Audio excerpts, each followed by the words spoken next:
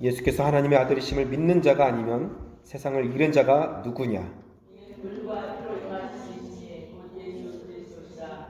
물로만 아니요 물과 피로 임하셨고 증언하는 성령이시니 성령은 진리니라. 증언하는 이가 셋이니 성령과 물과 피라. 또한 이 셋을 합하여 하나니라. 만일 우리가 사람들의 증언을 받을진대 하나님의 증거는 더욱 크도다. 하나님의 증거는 이것이니 그의 아들에 대하여 증언하신 것이니라. 하나님의 아들을 믿는 자는 자기 안에 증거가 있고 하나님을 믿지 아니하는 자는 하나님을 거짓말하는 자로 만드나니 이는 하나님께서 그 아들에 대하여 증언하신 증거를 믿지 아니하였습니다. 또 증거는 이것이니 하나님 우리에게 영생을 주신 것과 이 생명이 그의 아들 안에 있는 그것이니라. 아들이 있는 자에게는 생명이 있고 하나님의 아들이 없는 자에게는 생명이 없느니라. 아멘. 말씀을 위해서 잠시 기도합니다. 하나님, 이 시간에 우리가 주님의 말씀 앞에 섭니다. 세상의 모든 생각, 우리의 가치관들, 우리의 경험들, 우리의 계획들, 모든 것들 내려놓고 주의 말씀을 듣습니다. 그 음성을 듣습니다. 우리에게 이 시간에 성령으로 말씀해 주시고 전하는 자와 듣는 자가 한 성령 안에서 말씀 안에서 하나 되게 하여 주시옵소서. 그렇게 인도하실 주님을 찬양하며 거룩하신 예수님의 이름으로 기도하옵나이다. 아멘. 네, 한번 앞뒤좌우로 인사하시겠습니다. 우리는 세상을 이겼습니다. 한번 인사하겠습니다. 우리는 세상을 이겼습니다. 네, 우리 세상을 이겼습니다. 오늘 말씀의 제목인데요. 요한일서 5장 1절에서 12절까지 말씀을 가지고 우리는 세상을 이겼습니다 라는 제목으로 하는 말씀 증거하겠습니다. 한 주간도 평안하셨죠? 새해를 맞아 많은 계획들이 있으십니까? 아니면 그냥 떡국만 한 그릇 드시고 아무 계획 없이 혹시 그렇게 있지는 않은지 모르겠네요. 그럼 그 중에서도 계획을 세우셨다면 가장 먼저 세울 계획이 뭘까요? 믿는 자들에게 가장 먼저 세워야 될 계획, 그것은 바로 영적인 계획을 먼저 세워야 됩니다. 영적인 계획. 그 영적인 계획을 단순히 말씀드리면 말씀과 기도 생활입니다. 말씀과 기도 생활.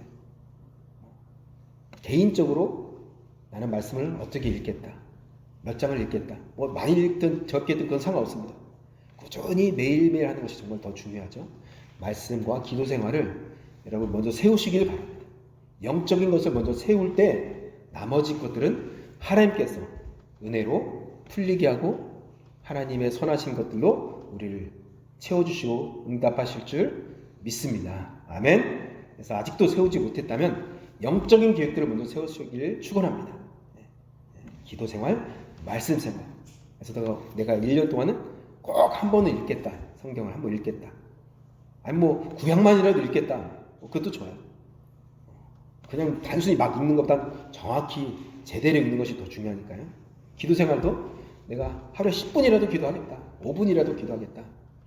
그렇게 너도 세우시면 하나님께서 그 계획을 기뻐하시고 우리를 도우실 줄 믿습니다. 우리 아이들도 그렇게 하시길 바랍니다. 아멘. 네, 아멘이죠. 네. 오늘은 요한일서 말씀인데요. 요한일서는 사도 요한이 기록한 성경인데요. 주님께서 이제 태어나시고 나서 주후, 그걸 주후라고 하죠.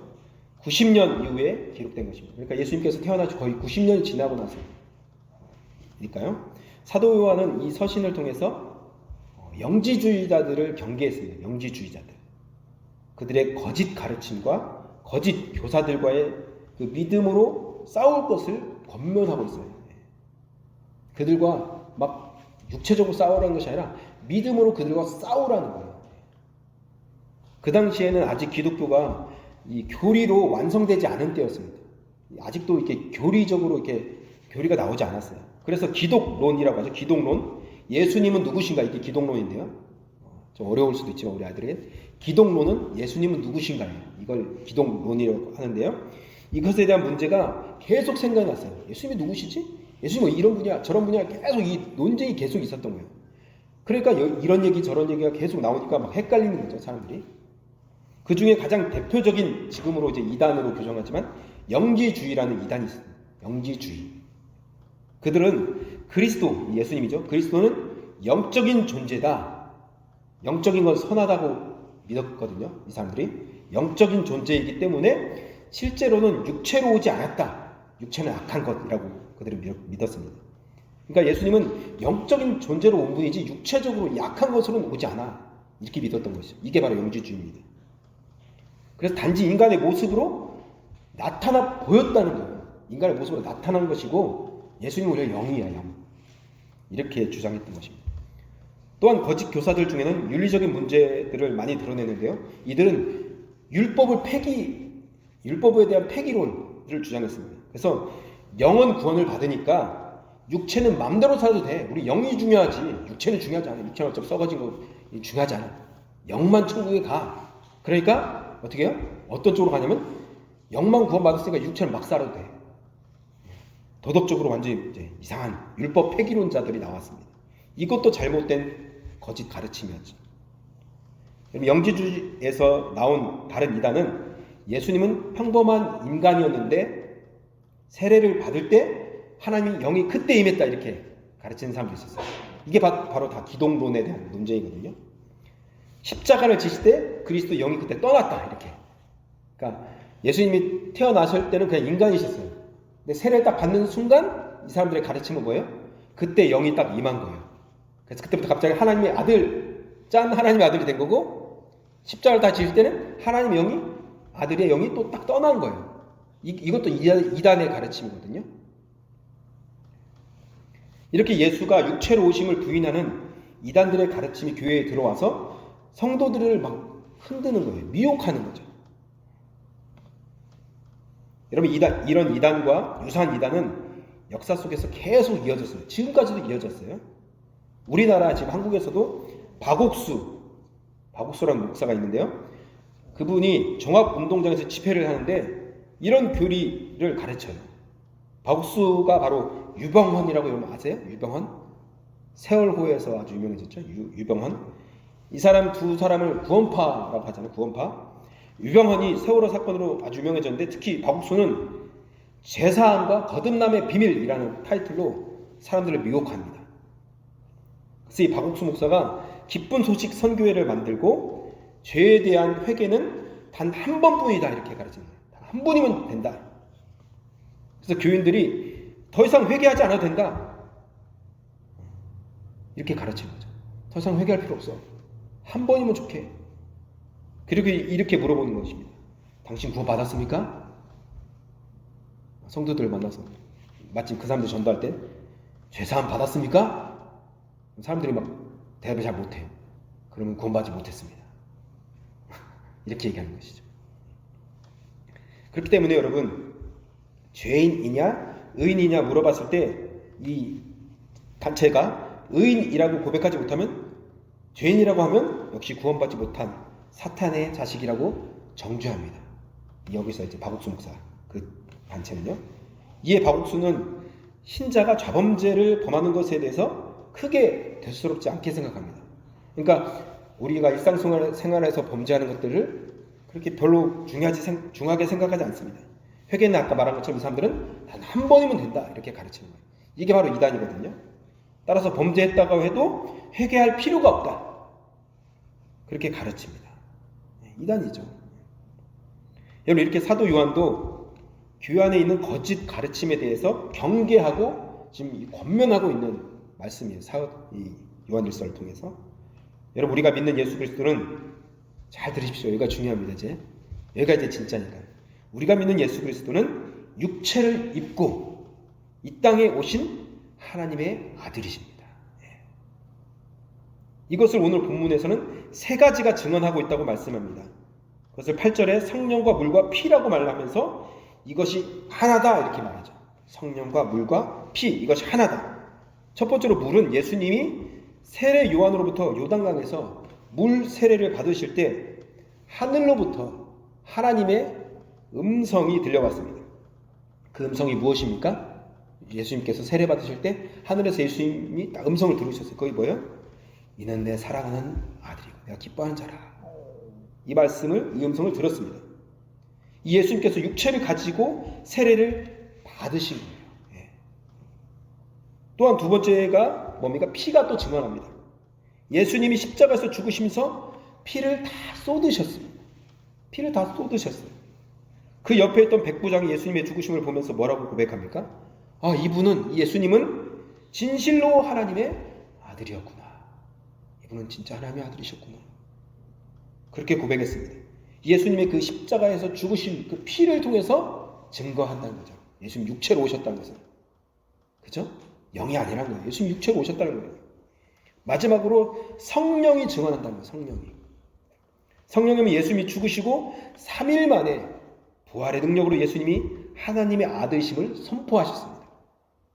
이 세상에 어느 위대한 인물도 죽었다가 부활한 사람은 한 사람도 없습니다. 아무리 위대한 인물도. 예수님만이 사망 권세를 다 이기시고 부활하신, 지금도 살아계신 하나님의 아들이십니다. 아멘. 성령이 그것을 증언하시는 거예요.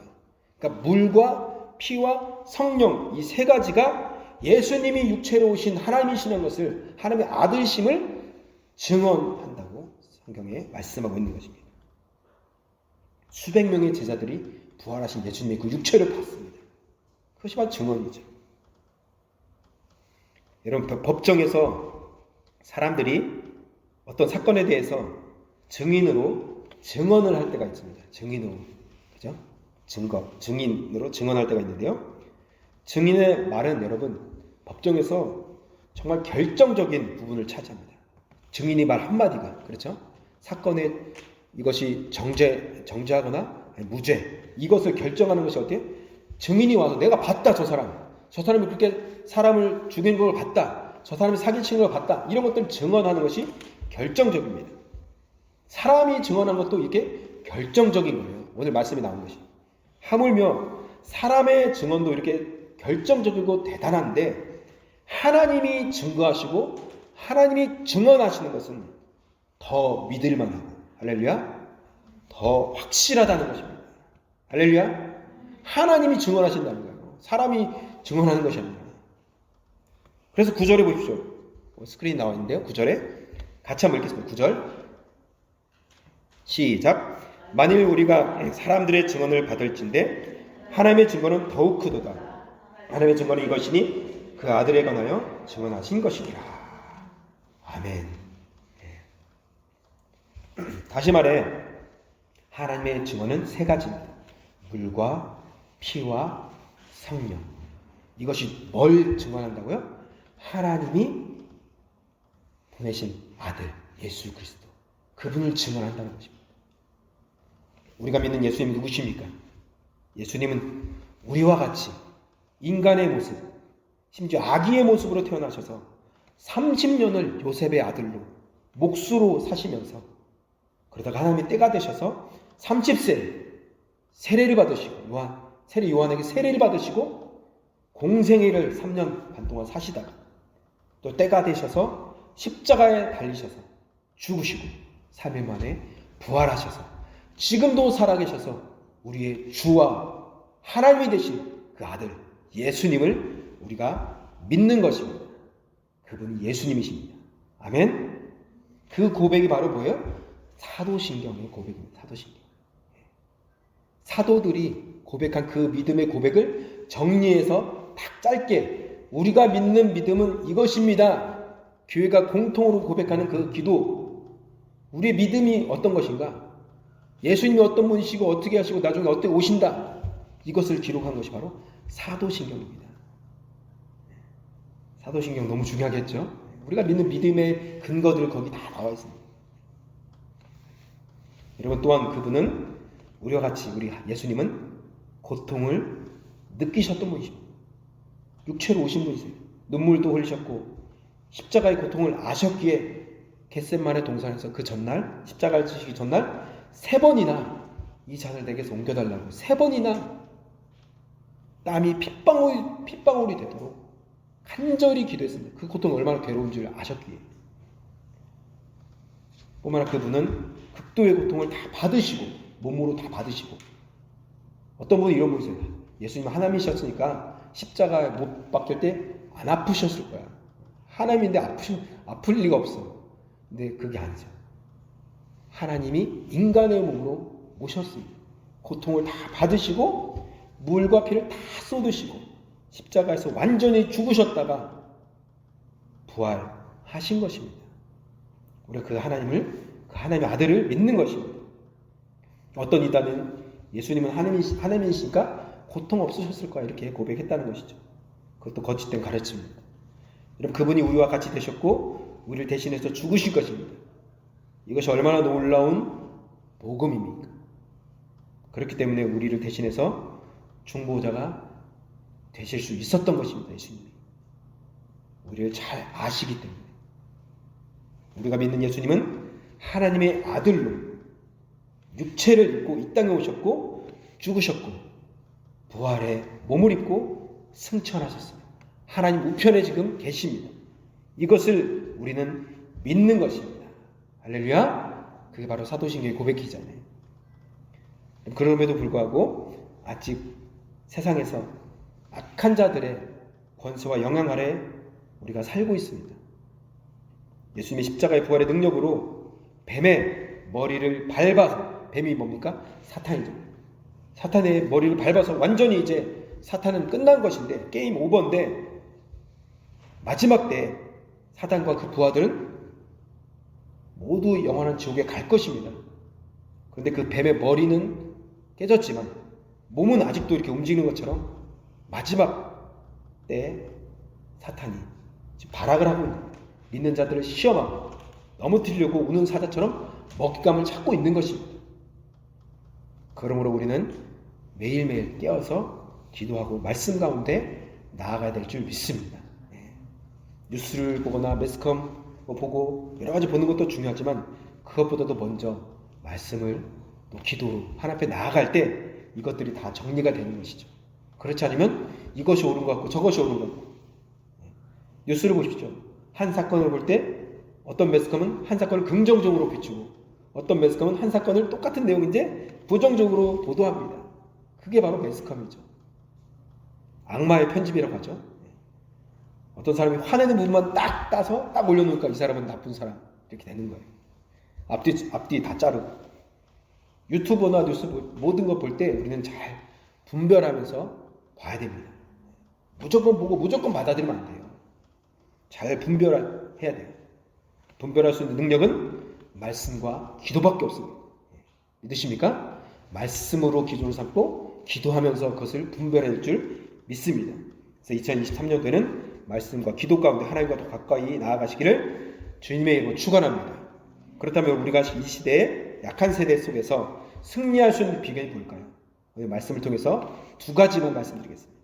첫 번째는요, 예수님이 하나님의 아들이심을 믿을 때 우리 세상 가운데서 악한 세대에서 승리할 수 있습니다. 너무 당연한 얘기인 것 같기도 하고 단순한 논리지만 가장 중요하고 가장 핵심입니다. 예수님이 하나님의 아들이심을 믿을 때 우리가 승리할 수 있다는 것입니다. 우리가 사는 세상의 가장 큰 특징은 하나님과 하나님의 아들 예수 그리스도를 믿지 못하게 만드는 것입니다.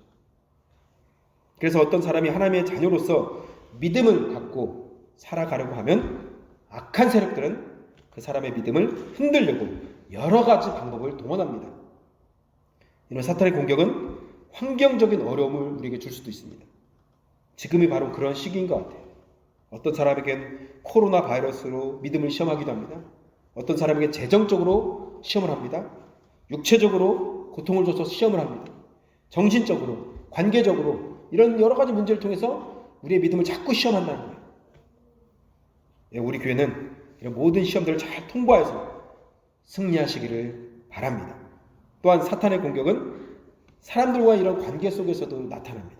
오해하게 만들고 마음에 상처를 주고 그래서 우리의 믿음이 바닥에 막 떨어지게도 만들고 배신감을 느끼게 만들고 그래서 관계가 막 깨지게 되는 것이죠. 여러분, 이러한 모든 시험을 통해서 사탄이 얻으려고 하는 것이 무엇일까요? 사탄이 얻으려고 하는 궁극적인 목적이 무엇일까요?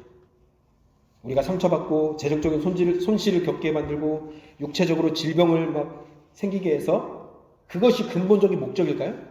육체적인 질병, 재정적인 손실, 사람과의 관계가 깨지고 이것이 근본적인 목적이 아니라 사탄이 원하는 근본적인 목적은 모든 사람들이 예수님이 그리스도시고 하나님의 아들심을 믿지 못하게 만드는 것입니다. 그래서 결국 자기와 함께 같이 지옥에 떨어지게 만드는 것이 사탄의 근본적인 목적이라는 거예요. 그래서 오늘 본문 4절 5절을 보십시오. 제가 읽겠습니다. 무릇 하나님께로부터 난 자마다 세상을 이기느니라. 세상을 이기는 승리는 이것이니 우리의 믿음이니라. 예수께서 하나님의 아들이심을 믿는 자가 아니면 세상을 이기는 자가 누구냐. 성경은 아주 명확하게 우리에게 말씀하고 있습니다. 우리가 세상을 이기는 방법은 뭐라고요? 믿음이다. 믿음. 믿음은 여러분 자기 최면이 아닙니다. 내가 믿습니다. 100번 한다고 믿음이 생기는 것이 아닙니다. 우리 찬송가에 그런 고백이 있지 않습니까? 믿음이 이기네, 믿음이 이기네, 주 예수를 믿음이 온 세상 이기네. 아멘. 이 말씀에 근거한 찬송이죠. 주 예수를 믿음이 우리가 이길 수 있다는 것이죠. 우리 믿음은 우리의 대상이 분명합니다. 내용도 분명합니다. 뭡니까? 우리는 육신으로 이 땅에 오신 하나님의 아들을, 그 예수님, 그분이 나의 죄를 대신해서 십자가에서 죽으셨고 성령의 능력으로 부활하셔서 그분이 우리의 주님이 되셨다는 것을 믿는 그 믿음, 그 믿음으로 우리가 세상을 이길 수 있다는 것입니다. 아멘. 그래서 2023년도는 이 믿음 가지고 어떤 어려움이 오더라도 절대 흔들리지 말고 승리하시고 주님의 이름으로 축복합니다. 두 번째는요, 하나님을 사랑할 때 세상에서 우리는 승리할 수 있습니다. 하나님을 사랑할 때 승리할 수 있습니다.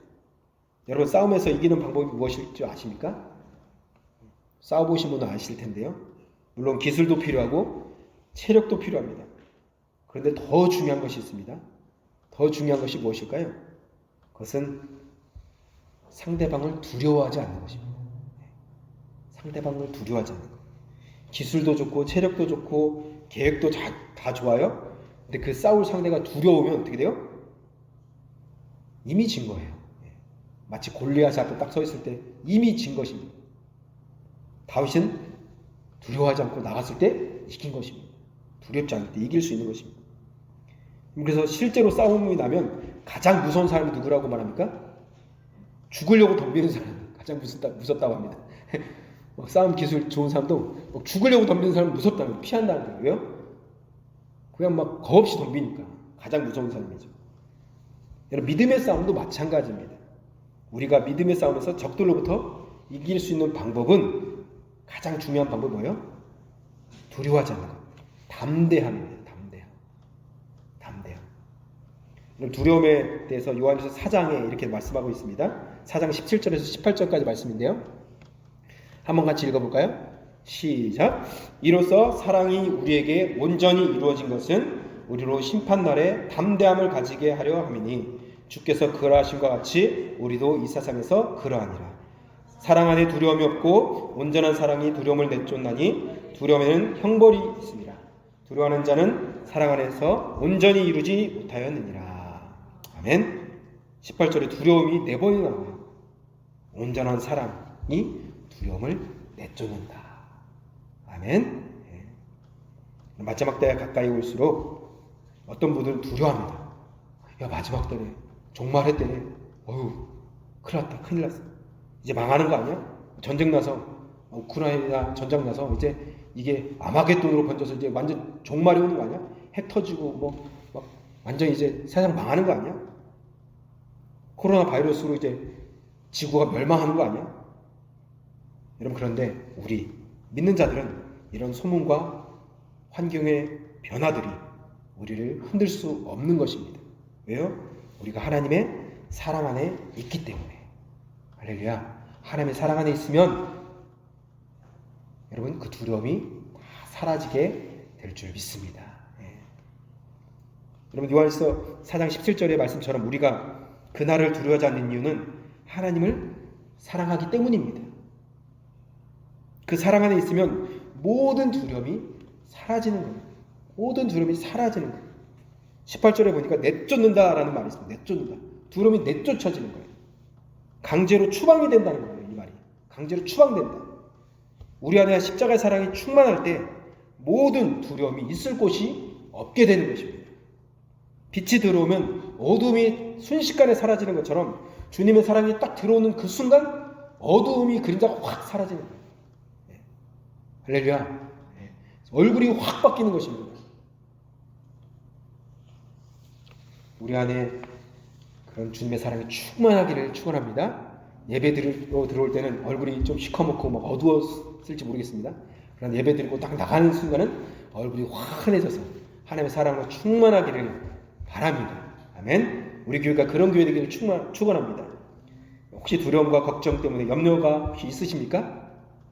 그럼 이렇게 기도합시다. 이걸 내쫓으려고 기도하지 마시고 어떻게 기도해요? 주님, 예수님의 십자가에서 큰 사랑으로 나를 채워주십시오. 채울 때 내쫓아지는 거죠. 이게 영적인 원리입니다. 이해가십니까? 자꾸 어두움을 내쫓으려고만 하지 마세요. 좋은 것이 들어오면 나쁜 것이 나가는 거예요. 네. 이게 바로 우리가 믿는 신앙입니다. 우리가 완전했을 때 주님의 사랑이 왔습니까? 우리가 죄인이지만 주의 사랑이 오는 것입니다. 그럴 때 우리의 어두움과 모든 안 좋은 것들이 사라지게 되는 거예요. 두려움과 걱정, 염려가 있으십니까? 주님의 사랑을 더 묵상하시고 주님의 사랑을 찬양하시고 주님의 사랑을 충만할 수 있도록 기도하십시오.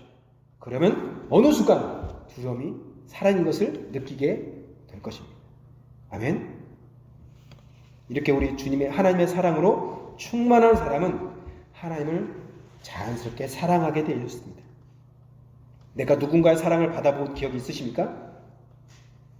여러분, 사랑을 받아본 사람은 나를 사랑해준 그 사람을 사랑하는 것은 당연합니다.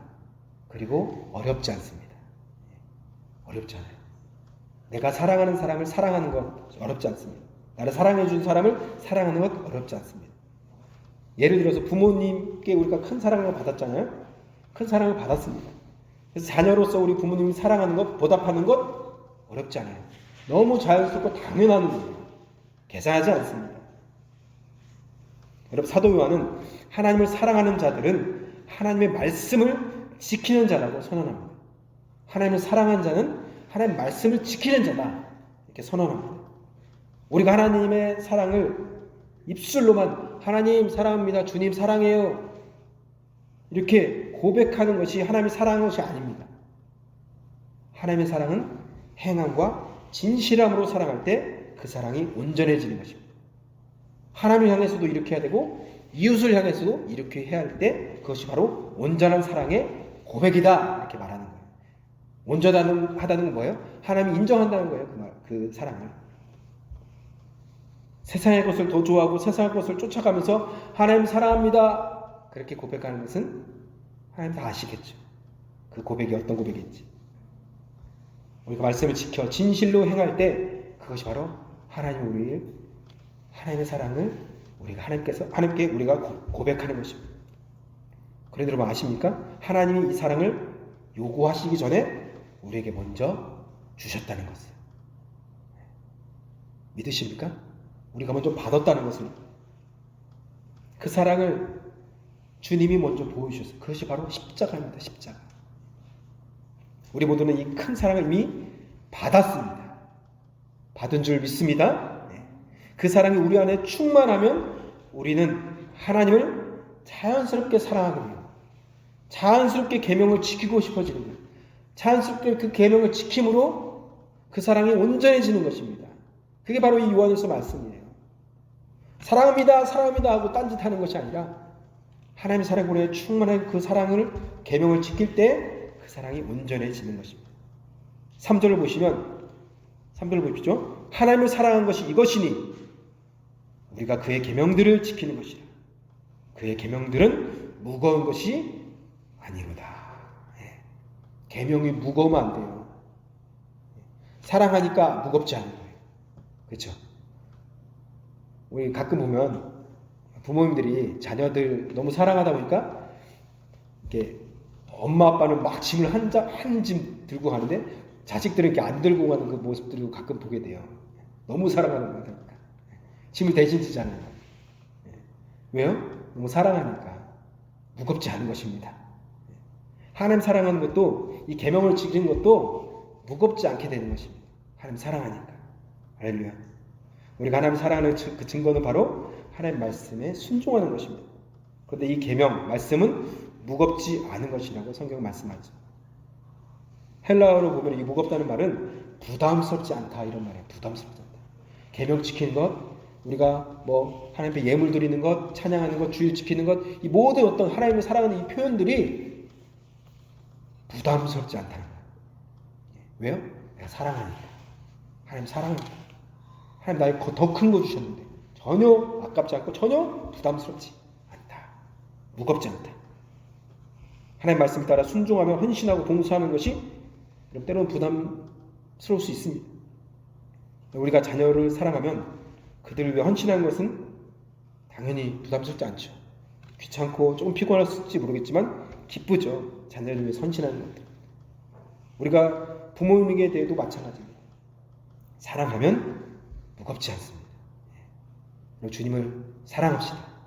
한 해는 주님을 사랑으로 계명을 지키면서 주님 앞에 나아가는 복된 성도가 되시기를 주님으로 축복합니다. 이제 말씀 맺겠습니다. 사도 요한은 사랑의 사도라고 별명이 사랑의 사도예요. 사랑이 넘쳤던 것 같아요. 그는 악한 세대 가운데서 성도들이 시험에 빠지지 않고 승리하기를 원했습니다. 그래서 그는 예수 그리스도가 우리를 위해 이 땅에 오신, 육체를 입고 이 땅에 오신 하나님의 아들이시고, 그분이 육체를 입고 진짜 고통을 진짜 당하시고 죽으셨다가 진짜 육체를 또 새 몸을 입고 부활하신 우리의 주님이심을 확고히 믿으라고 권면하고 있습니다. 우리도 이 믿음 위에 2023년도를 출발하고 나아갑시다. 이 믿음으로 결정하고, 이 믿음으로 계획하고, 이 믿음으로 행동하기를 바랍니다. 그럴 때 우리는 승리할 수 있을 것입니다. 또한 사도 요한은 사랑하라고 또 권면합니다. 사랑하라. 그는 형제를 사랑하는 것은 당연하고 부담스러운 것이 아니라고 귀에 못이 박히도록 요한일서에 계속 사랑 얘기합니다. 우리가 서로 사랑할 때 사탄이 틈을 타지 못하는 거예요. 어둠이 떠나가는 것입니다. 할렐루야. 사랑하지 않고 분열하면서 자꾸 사탄이 틈을 타는 것입니다. 우리 교회는 더욱 사랑하기를 축복합니다. 아멘. 2023년도 여전히 전쟁 소식이 있고 기근이 있고 경제적으로 불안하고 물가도 막 올라있고 코로나 문제도 아직도 해결하지 못했습니다. 하지만 우리는 이 믿음으로 굳게 서서 사랑을 실천함으로 올 한 해에도 넉넉히 이기고 승리하는 복된 한 해가 되시기를 주님의 이름으로 축복합니다. 기도하겠습니다. 하나님, 우리가 예수님이 하나님이 보내신 육체를 입고 오신 하나님의 아들이심을 믿습니다. 그분이 이 땅에서 사시면서 십자가에서 죽으셨고 부활하신 것을 우리가 또한 믿습니다. 이 믿음을 가지고 하나님의 계명을 사랑으로 지키면서 살아갈 때 2023년도도 복된 한 해가 될 줄 믿습니다. 우리 새순교회 모든 성도들이 이 믿음의 터 위에 말씀을 실천함으로 하나님이 기뻐하시는 교회 될 수 있도록 이 교회를 축복하여 주시옵소서. 그렇게 인도하실 주님을 찬양하며 거룩하신 예수님의 이름으로 기도하옵나이다.